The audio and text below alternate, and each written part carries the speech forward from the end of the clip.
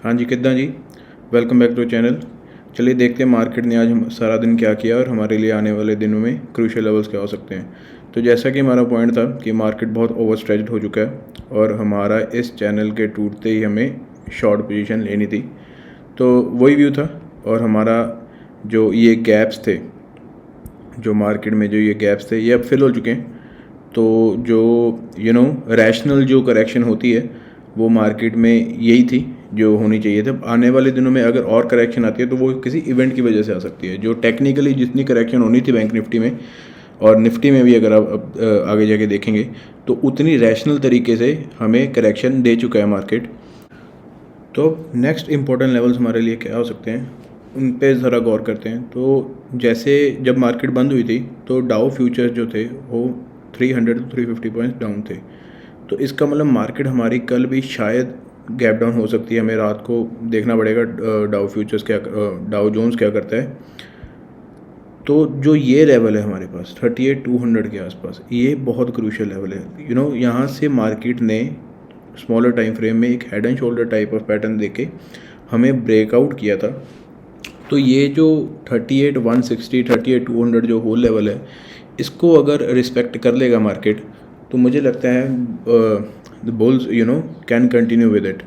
तो अगर आप ऑप्शन चेन देखोगे, मैं आपको यहाँ ऑब्वियसली नहीं दिखाऊंगा, अगर आप ऑप्शन चेन देखोगे तो ये जो लेवल है ये वाला 38,500 के आसपास, यहाँ पे बहुत सारे पुट राइटर्स बैठे हैं।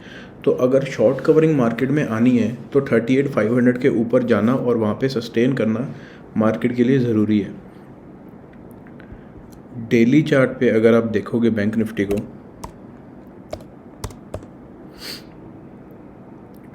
तो बैंक निफ्टी ने यहाँ कहीं से ब्रेकआउट लिया था, यहाँ कहीं से जो हमने जो लेवल मार्क किया हुआ है, अगर ये टूटता है तो मार्केट में फर्दर करेक्शन आ सकती है। तो जो मार्केट के लिए जो नेक्स्ट वाले लेवल्स होंगे वो 37,700 के आसपास से लेके 37,100 तक आ सकते हैं। तो जो करेक्शन है वो डीपन हो सकती है। निफ्टी देखेंगे तो निफ्टी में क्या चल रहा है, तो निफ्टी ने भी हमारे जो व्यू था कि अपना जो चैनल है, अगर आप डेली फ्रेम में भी देखोगे, ये बहुत ओवरसाइड हो चुकी थी मार्केट।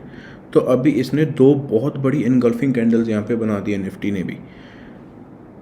तो रैशनल तरीके से अगर देखोगे 15 मिनट में तो निफ्टी ने भी रैशनल तरीके से तो जो अपनी करेक्शन है वो इसने ख़त्म कर दी है। अब इसको भी, जैसे कि बैंक निफ्टी का व्यू था कि इसको भी एक इवेंट चाहिए अब और नीचे जाने के लिए, और अगर ये भी गैप डाउन होती है तो ये वाला लेवल जो है इसके लिए ये काफ़ी क्रूशियल सपोर्ट एक्ट कर सकता है, क्योंकि यहाँ पे मार्केट ने हॉल्ट किया था काफ़ी टाइम। तो इसने 17,400 को सस्टेन करना है, अगर नीचे जाना का जो मूव है इसको रोकना है। अपसाइड में भी इसकी भी अगर ऑप्शन चेन देखे हुए तो पुट राइटर्स जो है वो 17,600 पे बहुत बैठे हैं। तो इसको भी शॉर्ट कवरिंग के लिए 17,600 के ऊपर निकलना इसके लिए भी ज़रूरी होगा। यहाँ पे 17,600 के पहले हम कोई भी बुलिश पोजीशन नहीं बना सकते निफ्टी में, और बैंक निफ्टी में भी आपको मैंने बता दिया है। तो yes, market is in a very cautious state. मैंने पहले ही 2 दिन पहले आपको वार्न कर दिया था कि यस, यहाँ पे मार्केट नीचे जा सकती है। तो वही व्यू था, गैप्स इसने फिल कर दिए हैं, अब इसको कोई इवेंट चाहिए और नीचे जाने के लिए। तो जो पहला स्टॉक मैं आपके लिए लेकर आया हूँ वो है Glenmark pharma. Yes, pharma sector की कंपनी है। मुझे पर्सनली फार्मा सेक्टर बहुत अट्रैक्टिव नहीं लगता अगर आपको क्विक रिटर्न्स चाहिए तो ग्लेनमार्क फार्मा ने यहाँ पे क्या किया है, ऊपर एक बहुत बड़ा यहाँ पे फेक, जो नॉर्मली बुल ट्रैप बोलते हैं, तो ग्लेनमार्क फार्मा ने अपने यहाँ पे टॉप पे एक अच्छा खासा बुल ट्रैप दिया हुआ है, और ऊपर डबल बॉटम कह लीजिए या ओवरऑल फिगर में एक हेड एंड शोल्डर पैटर्न कह लीजिए, लाइक का हेड एंड शोल्डर पैटर्न इसने ब्रेक डाउन दे दिया है। तो अगर अब देखोगे ग्लेनमार्क फार्मा को, ये 15 मिनट का चैनल है, तो इसने अपना ये चैनल भी तोड़ दिया है, और यहाँ पे टाइम स्पेंड करके तोड़ा है कि इसको रिस्पेक्ट भी दिए और इसको तोड़ भी दिया डे एंड पे होते होते। तो yes, Glenmark pharma to me looks bearish on the charts. अगर आप इसको डेली चार्ट पे देखोगे तो डेली चार्ट पे ग्लेनमार्क क्या कर रहे हैं, यहाँ पे ग्लेनमार्क ने जो ये चैनल है ये एक्सटेंड हो रहा है। तो अगर आप इस चैनल को देखोगे, इसने बिल्कुल अपने चैनल की बॉटम रेंज पे आके क्लोजिंग दी है। तो अगर कल ये अपने लो को तोड़ता है या 366 वाले लेवल को ये तोड़ता है तो ये बहुत अच्छा शॉट बन सकता है। 366 के नीचे हमें 2 टारगेट मिल सकते हैं। 360 जो रिलेटिवली स्मॉलर टारगेट होगा, और सेकंड टारगेट अगर मार्केट और बियरिश मोड में जाती है तो ऑलमोस्ट 350। तो ये काफ़ी अच्छा हमें इंट्राडे मूव दे सकता है कल ग्लेनमार्क फार्मा। 369 टू 350 अगर हमारा सेकंड टारगेट पूरा होता है तो it can be a good move around 4% के आसपास हमें ये मूव दे सकता है। तो yes, keep Glenmark pharma on radar. ये हमारा पहला स्टॉक था। तो हमारा दूसरा स्टॉक जो मैं आपके लिए लेकर आया हूँ इंट्राडे के लिए वो है Jubilant FoodWorks. Yes, the pizza maker of our country. तो इसने भी हमें क्या किया यहाँ पे डेली फ्रेम में अगर आप देखोगे, इसने भी यहाँ पे हमें इस जोन के ऊपर इस जोन के ऊपर हमें एक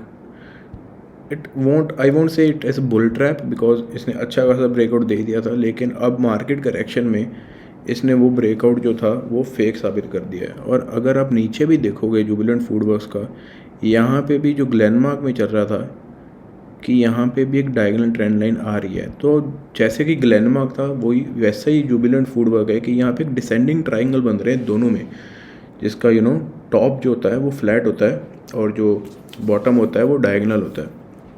तो ये डिसेंडिंग ट्राइंगल का यहाँ पे ब्रेक डाउन दे सकता है जुबिलेंट फूडवर्क भी। अगर आप इसको 15 मिनट में देखोगे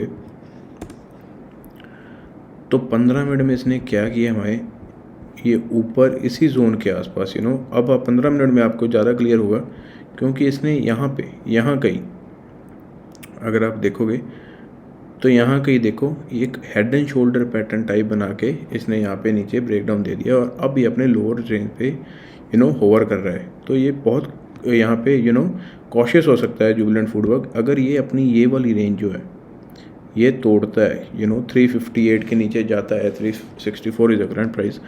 तो if it goes down below 558, then we can be short on Jubilant Foodwork for an early target of 544 followed by a big target of around 520 के आसपास हमें एक बिग टारगेट हमें जुबिलेंट फूड का भी मिल सकता है। तो this is also an interesting trade for intraday. दोनों ग्लेनमार्क और जुबिलेंट हमें डिसेंडिंग ट्रायंगल्स बना के दे रहे हैं, तो दोनों को रेडार पे रखिए शॉर्ट साइड पे। तो जो तीसरा स्टॉक है जो मैं आपके लिए लेकर आया हूँ वो हिंदुस्तान कॉपर। ये वैसे भी कुछ बहुत ज़्यादा बुलिश स्टॉक नहीं है, इसकी स्टोरी बहुत बनती है मार्केट में कि यस ईवीज चल रहे हैं, लिथियम बैटरीज चाहिए, copper is a main raw material in lithium batteries, copper चाहिए, कॉपर के प्राइसेस भी ऊपर गए। लेकिन ये मुझे बहुत सारा ओवर हाइप स्टोरी लगती है हिंदुस्तान कॉपर की। तो इसने क्या किया यहाँ पे अगर आप देखोगे 15 मिनट में, इसने भी हमें यहाँ पे एक ब्रेकआउट दिया था अपने जोन का,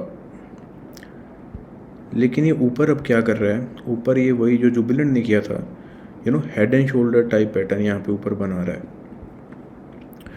तो वो एक बिहेरिश साइन हमें पहले से ही दे रहा है हिंदुस्तान कॉपर। अगर इसको 1 आवर चार्ट पे देखोगे तो ज़्यादा क्लियर हमें दिखेगा जो पिक्चर है। तो व्हाट दिस हैज डन, ये देखो यहाँ पे एक head and shoulder type pattern बना रहा है जिसका अभी right shoulder in the making है।